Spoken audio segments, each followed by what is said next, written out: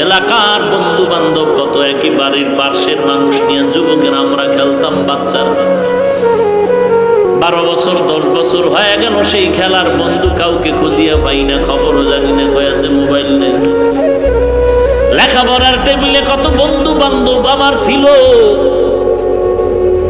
একটা কিছু খাইলে তাকে না দিয়া খাইতাম না, ওই বন্ধু আমারে না দিয়া খাইতো না।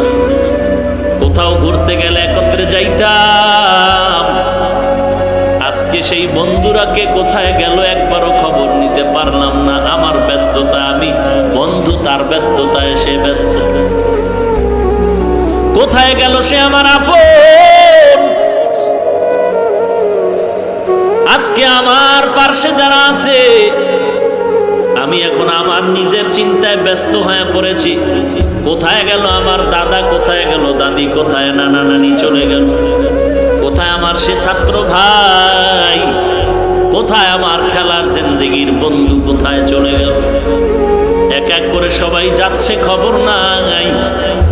এমন একদিন জমিনে মাইকে মসজিদে মুয়াজ্জিন বলবে অমুক বান্দাও জমিনের মধ্যে নাই। বিদায়ের ঘন্টায় বাড়ি পড়ে যাবে। রাতের বেলা ঘুমায় গেলাম, দরজা বন্ধ, বাতি বন্ধ হয়ে গেল। সকালবেলা মা ডাকতে আসলো, বাবা ওঠ আর ঘুমাইস না, সকাল হয়ে গেল।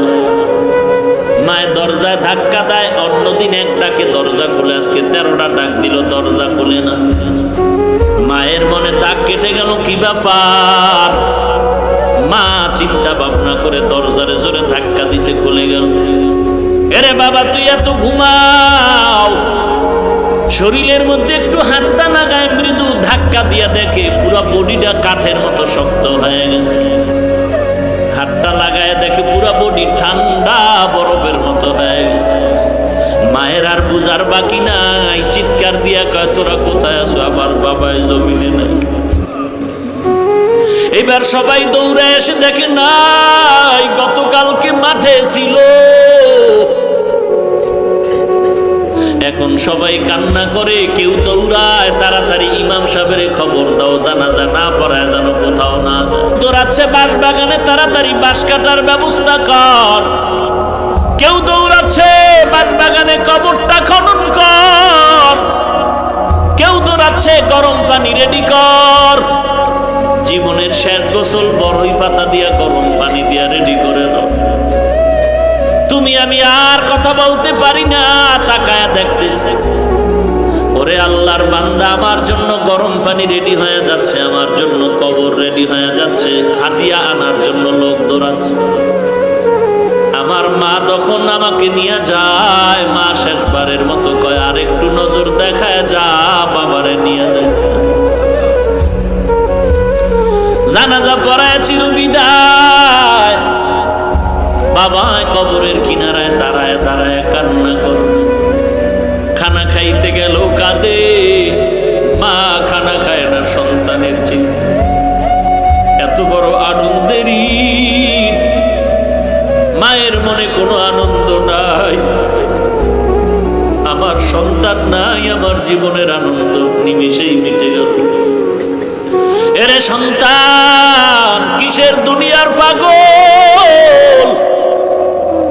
যদি ছাত্রদের মধ্যে আদর্শ ছাত্র হয়ে যাইতে পারো, সব ছাত্ররা দোয়া করবে, শিক্ষকেরা দোয়া করবে।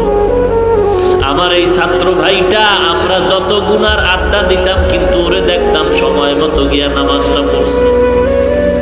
আমরা যত আড্ডা দিতাম, ও দূরে থাকতো, আসতে চাইতো না, বড় ভদ্র, কোনো আড্ডা দিত না, কোনো মেয়ের সাথে কথা বলতো না।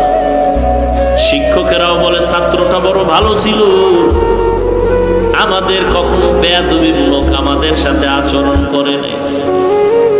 সবাই দিল ভরে কাঁদে আর দোয়া করে। আর যদি তোর জীবন তেমন হয়, এলাকার সবাই বলবে ও মরে গেছে, ভালো হয়েছে, কারণ আলেমরে গালি দিত, ইমামরে গালি দিত, শিক্ষকের বিরুদ্ধে আন্দোলন করত। ও মরে যাওয়াটা আমাদের এলাকার শান্তি হয়ে গেল, ধন্য কপাল তোর নষ্ট হয়ে গেল। এরে যুবক, ওই কবরে যাওয়ার পরে প্রশ্ন 3টা রেডি করিয়া তারপরে যা।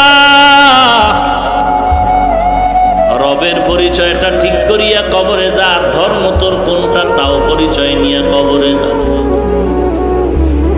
কোন ধর্মের বান্দা তুই নির্ণয় কর, কোন রবের তুই গোলাম নির্ণয় করে কবরে যা। তোর নবীকে তাকেও চিনিয়া ল। মুখে বলবি নবী আমার মদিনাওয়ালা, গালের মধ্যে নবীর দাড়ি রাখবি না, গাদ্দারি করবি আর বৃদ্ধাঙ্গুলি দেখাবি। আল্লাহ তাআলা কিন্তু করায় ঘন্টায় হিসাব নিয়ে তোর পাশে আর একটা ভাইরে দাঁড় করায় দেখায় বলবে, দেখ তুইও স্কুল কলেজ ভার্সিটিতে পড়ছো, এই ছেলেটা স্কুল কলেজ ভার্সিটিতে পড়েছে, তুই নামাজ পড়ো নাই, দাড়ি রাখো নাই, এই ছেলে স্কুল কলেজ ভার্সিটিতে পড়িয়া দাড়ি কাটে নাই, নামাজ ছাড়ে নাই। নাই নাই, তুই কেন পারো না রে যুবক? ও ব্যবসায়ী ভাই, তোমার মতো কত ব্যবসায়ী নামাজ ছাড়ে না, নামাজের সময় দোকানের ঝাপটা ফালায় শাটার ফালায় মসজিদে গিয়া হাজির। এ ব্যবসায়ী ভাই, তুই কেন পারো না? জবাব দিতে হবে, আল্লাহর দরবারে পালাবার জায়গা নেই। তোমার মতো যুবক ড্রাইভারি করে, নামাজের সময় নামাজ পড়ে, তোমার মতো আমার মতো বহু যুবক আজকে কোটি টাকার ব্যবসা করে, এক টাকাও হারাম খায় না, তুমি কেন পারো না? আল্লাহর কাছে জবাব দিতে হবে, পালাবার কোন রাস্তা খুঁজে পাবা না রে মুমিন। অতএব তওবা করে নাও, জাহান্নামের আযাব সহ্য করতে পারবি না রে বান্দা। চোখ দুটো বন্ধ করে একটু গুনাহের দিকে তাকায় দেখ। গুনাহগারের জন্য জাহান্নাম আল্লাহর কোরআনের আওয়াজ, নেক আমলওয়ালার জন্য জান্নাত আল্লাহর কোরআনেরই ঘোষণা। অতএব বান্দা, পুলিশে একটা বেতের বাড়ি দিলে কষ্ট পাই, সহ্য করতে পারি না, আর গুনাহগারের জন্য নবী বলেন কবরের দুই পার্শ্বের মাটি জোরে চাপ দিবে, চাপের কারণে পাজরের হাড় চূর্ণ বিচূর্ণ হয়ে যাবে। এরে আল্লাহর গোলাম, সহ্য করতে পারবে কিনা ভেবে দেখ। এক সেকেন্ডের আযাব সহ্য করার শক্তি নাই, তুমি আমি বড় দুর্বল।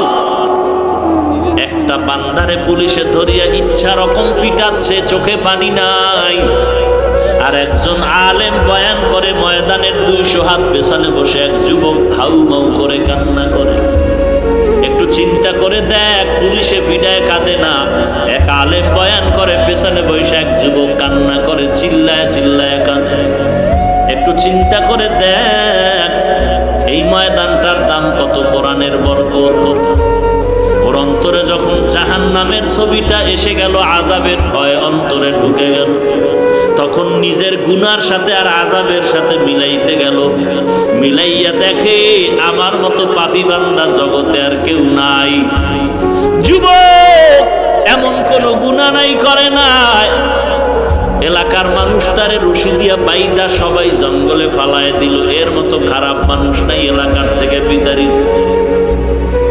জঙ্গলে যুবকের হাতে পায়ে বেঁধে ফেলে দেওয়ার পর জামানার নবী মুসা, আল্লাহ জিজ্ঞেস করলেন, ও মুসা তাড়াতাড়ি যাও, অমুক জঙ্গলের কিনারা এক যুবক আমার ওলি, তাকে তুমি নিজে জানাজা পড়াও, নিজ হাতে দাফন করে কবরে রাখো। মুসা নবী লোকজন নিয়ে দেখে এলাকার যেই মানুষেরা যেই যুবকের খারাপ বলে সন্ত্রাসী হওয়ার কারণে ওই যুবকের হাতে পায়ে রশি দিয়া বেঁধে জংলায় ফালাইলো, আল্লাহ ওহী নাজিল করলেন সেই যুবকের ব্যাপারে, ইনি নাকি আল্লাহর ওলি, এর জানাজা আমি পড়াবো, এর কবরে দাফন করব। আল্লাহর অর্ডার, মুসা নবী তার জানাজা পড়ালেন, দাফন করলেন।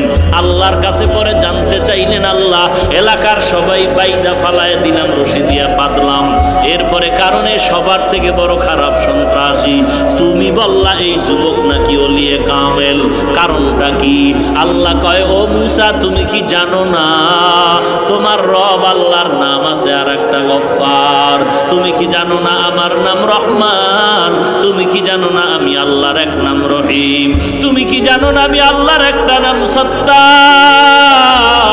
এলাকার সবাই যুবকের বেঁধে জঙ্গলের মধ্যে যখন ফালায় গেল, ওই যুবক অসহায়ের মতো এমন কান্নার আওয়াজ, আমি আল্লাহর দিকে মনোনিবেশ হয়ে বলেন, আল্লাহ আমার মা নাই, বাবাও নাই, আমার মা দরজা বন্ধ করে আমারে তাড়ায় দিল। আমার বাবায় তারায় দিল। দুনিয়াতে একজনে কেউ যদি ধমক দেয়, সন্তান মা বাবার কাছে গিয়ে আশ্রয় নেয়, বাবায় ধমক দিলে মায়ের কাছে আশ্রয় নেয়, মা ধমক দিলে বাবার কাছে গিয়ে আশ্রয় নেয়। আজ আমার কপাল এত খারাপ, এলাকাবাসীও তারায় দিল, মা বাবাও তারায় দিল, আশ্রয়ের কোনো দরজা নাই। তবে আল্লাহ, আমি ওলামায়ে কেরামদের বয়ানে শুনেছি ফাঁকে ফাঁকে, ও আল্লাহ, তোমার নাকি গফফার নামের একটা দরজা আছে, তোমার নাকি রহমান নামের একটা দরওয়াজা আছে রে আল্লাহ। আমার জীবনে এমন কোনো গুনাহ নাই যে গুনাহ আমি করি নাই রে আল্লাহ।